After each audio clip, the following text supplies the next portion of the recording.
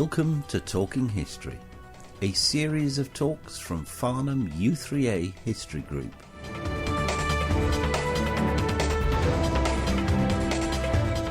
The final meeting of the year for the Farnham U3A World History Group comprises of 4 short talks from any period in history. In our second short talk, Ian Wallace tells us about the composer Handel's life in London.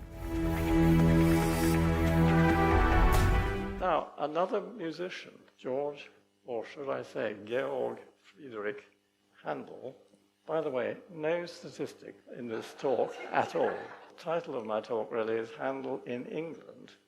Now, Handel, Georg Handel, as we have already heard, his father was not a musician. In fact, they were not a musical family at all. His father was actually a barber surgeon, which is a pretty drastic and ruthless profession, as I should know. Anyhow, how did he come to be in London?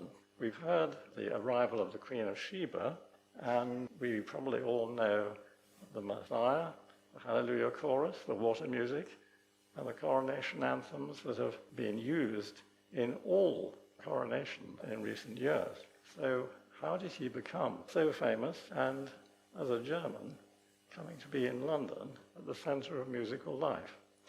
It was Jonathan Swift, no less, who, as we know, lived very near Moor Park, who was visited by Handel, and he said, "Oh, a German, a genius, prodigy, pray admit him." So even in circles of London at the time, Handel became something of a star. He was born in Halle in Germany in 1685, the same year as Bach. So that's an interesting one, another anniversary. And he showed very early promise as a pianist, organist, and he came to the notice, luckily, of the Duke of Saxe-Westenfels in Saxony, who supported him financially with lessons and through university, or the University of Halle. From there, he had a step up to Hamburg, which was quite a centre of musical life, where he learnt the skills of conducting and of how to do conducting opera and concerts. By 1706, when he was 21, he had the good fortune to be able to travel to Italy, which at the time was the magnet of music in Europe. Florence, Rome, Naples, and of course Venice. That was the big place.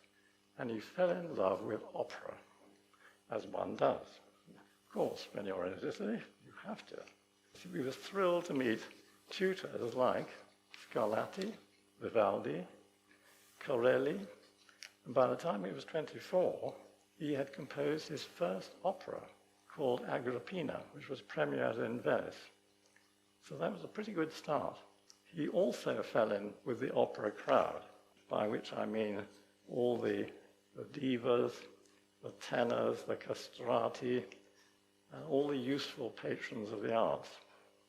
Now, one of those patrons was called Baron Kielmansegg, who was a diplomat from Hanover.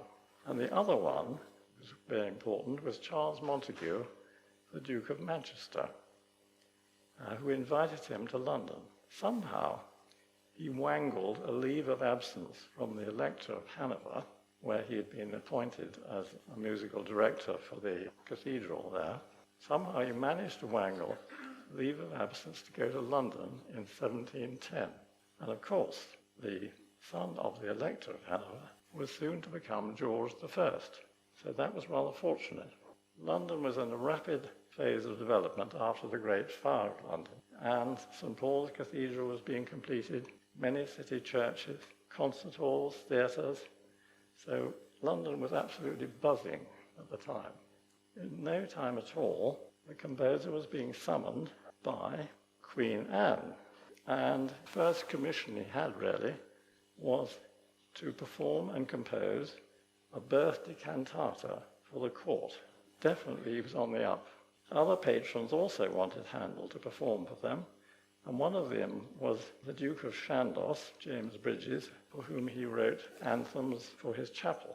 Then came another organisation, which was called very grandly the Royal Academy for Opera at the Haymarket Theatre. This was a new theatre in Haymarket. Haymarket, by the way, was where all the traders brought their wagons full of hay.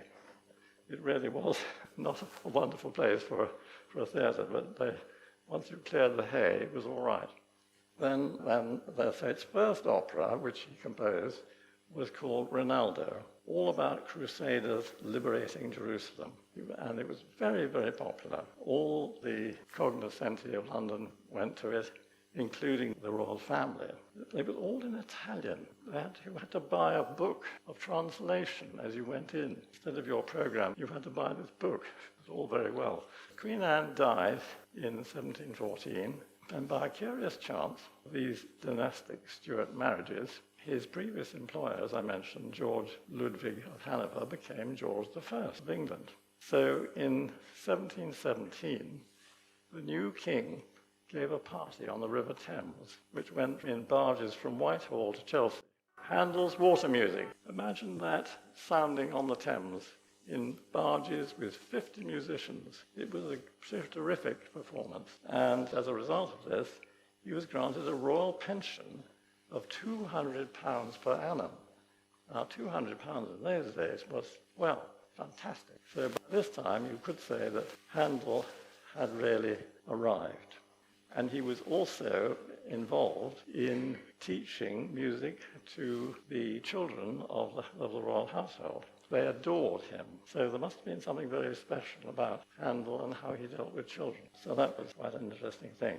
So by this time, he had rented a house in 25 Brook Street near Hanover Square, which became his workshop, his rehearsal rooms, his music copying rooms for libretti, and generally a hub of activity.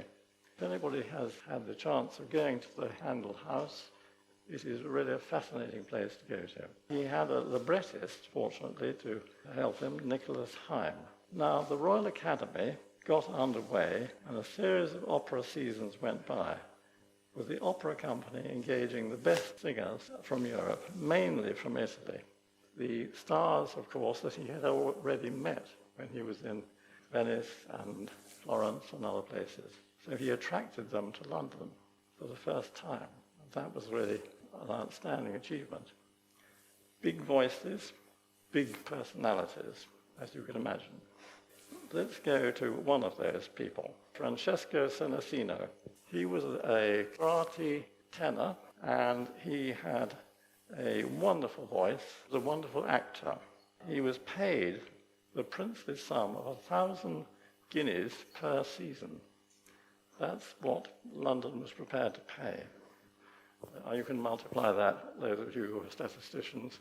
So he was a great talent, and Handel got him on board. And then there was another lady called Faustina Bordoni, also a famous operatic singer, and she put Handel's operas on the map with her wonderful singing. There was another singer he also engaged called Francesca Cuzzoni.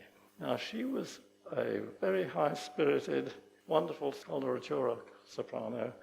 She became rather a rival to the other lady, Faustina. Handel had quite a problem, actually, trying to keep them in order. These two sopranos were constantly jockeying for position, wanting more arias to be composed for them, which drove Handel to distraction at times. He had possibly a little bit of a short fuse. One day, Cuzzoni refused to sing an aria because she wanted to be a little bit more coloratura than he wanted himself. And this was the opera called Ottone. "Madame," he said, "you are a she-devil, but I would have you know that I am Beelzebub, chief of the devils." With that, he took her by the waist and swore that he would fling her out of the window if she said another word. She backed down. There was a brilliant collaboration with outstanding performances season after season, well into the 1720s. I think in all, something like 25 operas in the ensuing years. They were mostly on classical themes, like Acis and Galatea, Alcestis, Flavio, Giulio Cesare. They came pouring out.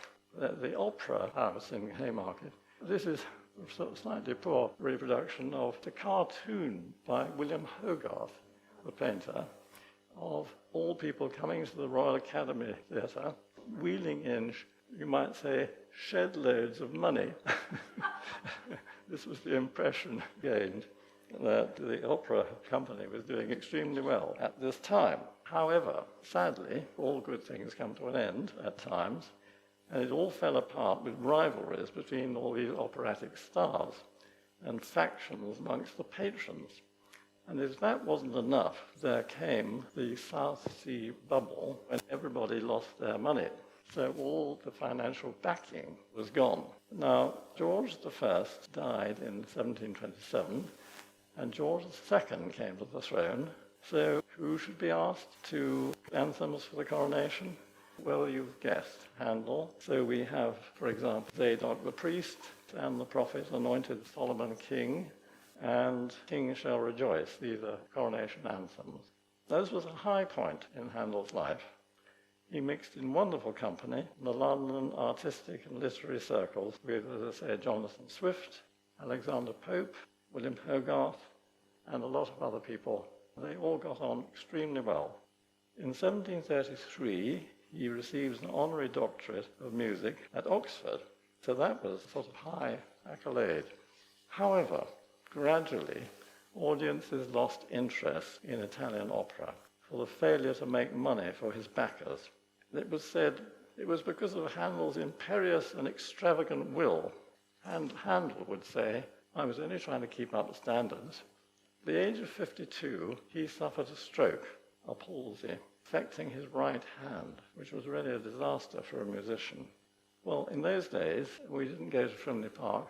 You took the waters. And so he went off to Aix-la-Chapelle, take the waters, as one did, and he made a very good recovery. So probably it was perhaps what we would call nowadays a TIA. And he got a good recovery, and he was able to play and compose again. And at this point, he started a collaboration with a gentleman called Charles Jennens. He was fed up with this Italian opera. He wanted music in English, quite right, you might say. And so he wanted an oratorio using the language of the English King James Bible. Would Handel do it? And so was born the Messiah, a dramatic interpretation of Christ's birth and ministry. The first performance was to be in a new concert hall in Dublin, using singers from St. Patrick's Cathedral, where, as it so happened, Jonathan Swift was dean. It was a huge success. Choirs the world over have sung the Messiah, and it's never been out of the repertoire. It is said that when the Hallelujah Chorus was first performed in London, George II stood up, and therefore everybody in the hall had to stand up too.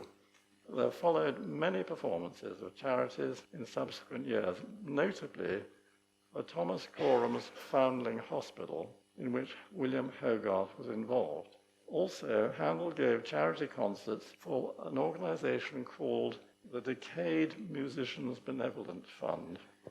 Now we would call it the Musicians Benevolent Society. In 1751, a coach in which Handel was traveling overturned, and he was quite badly injured, losing the sight in one eye, yet he never gave up, playing and composing till his death in 1759 at the age of 64. What was he like? Charles Burney, who was a musician at the time, described his character like this. His general look was heavy and grave, but when he smiled, it was like the sun bursting out of a black cloud, beaming with wit and humor. Did he marry? No. Did he have girlfriends? Was he gay? Well, he was fond of two singers, particularly. One was a lady called Anastasia Robinson, a soprano, and she was very loyal to him. The other was a lady called Susanna Cibber, wife of the actor-manager Colley Cibber. They were very, very fond of him. But no, he didn't marry. He was too busy. oratorios became popular. From Bach onwards, oratorios became the thing, and he wrote libretti for Samson and Judas Maccabeus. Can I give you now, instead of Georg Frederick Handel, George Frederick Handel, citizen of London. His statue is in Westminster Abbey.